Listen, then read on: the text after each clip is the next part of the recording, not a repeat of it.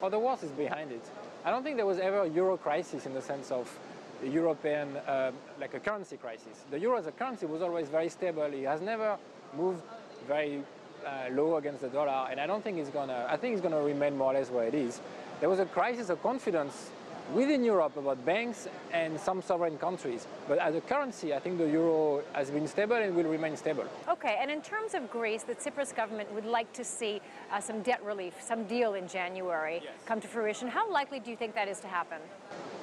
Well, there's going to be debt relief. There's going to be a very heated debate about exactly how to do it. Essentially, you can do debt relief in two ways. You can say, I'm going to pay you back less, or you can say, I'm going to pay you back later.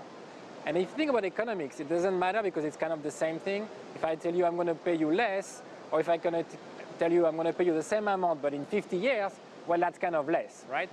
So, but it turns out that the politics are very different, because if you can just say, I'll pay you the same amount but just a bit later, it's easier politically to get that done in Germany and in some other countries. The problem is that enough?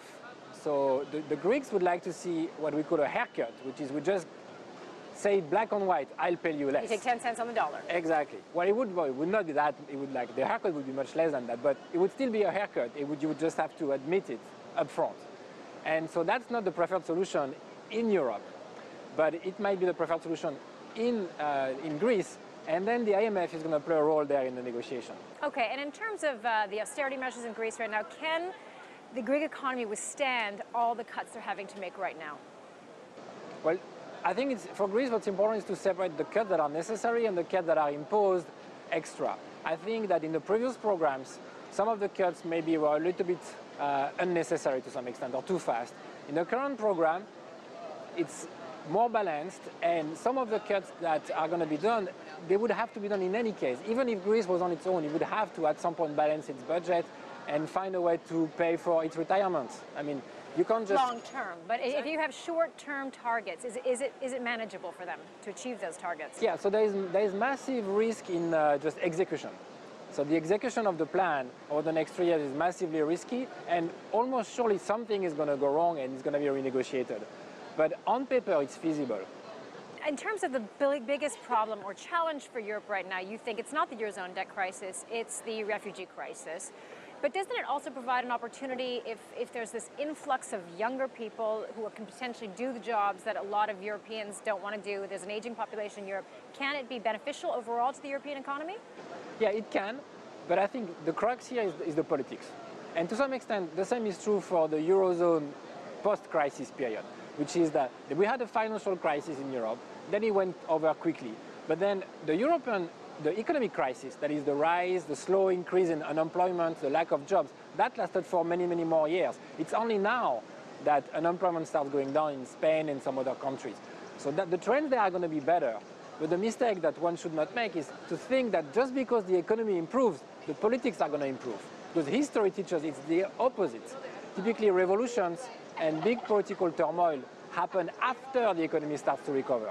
So what we're going to see is political turmoils in Greece, perhaps in Spain, perhaps in some other countries. That's going to stay with us. That's for the economy.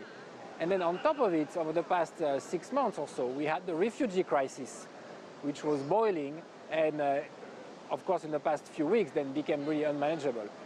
Again, the numbers are such that in the grand scheme of things, I mean, there were like 3 or 4 million people who left Syria, right?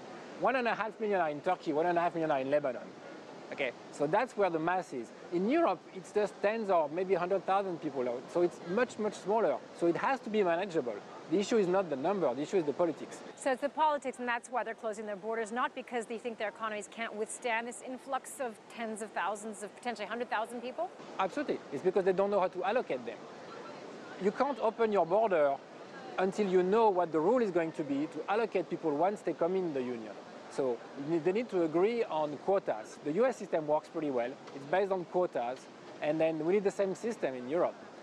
But you know, the thing to remember, Europe has gone through crisis, and we sit down, we write rules, and the rules are supposed to work, and when the world is normal, they work, and then something big happens, and then you realize, well, my rules are not good enough, and then you change them. So that's what we did with the no bailout and all of the things we wrote in the treaty. And then the crisis came, and then we say, forget the no bailout, we're going to do something. And the same thing with Schengen, which was the free movement of people across Europe. we thought, oh, the rules are okay. Everybody knew the rules were kind of not perfect, far from it. But we thought they were okay because the flows were small. Well, now you have this massive problem, so you're going to have to improvise for a few years and come up with better rules.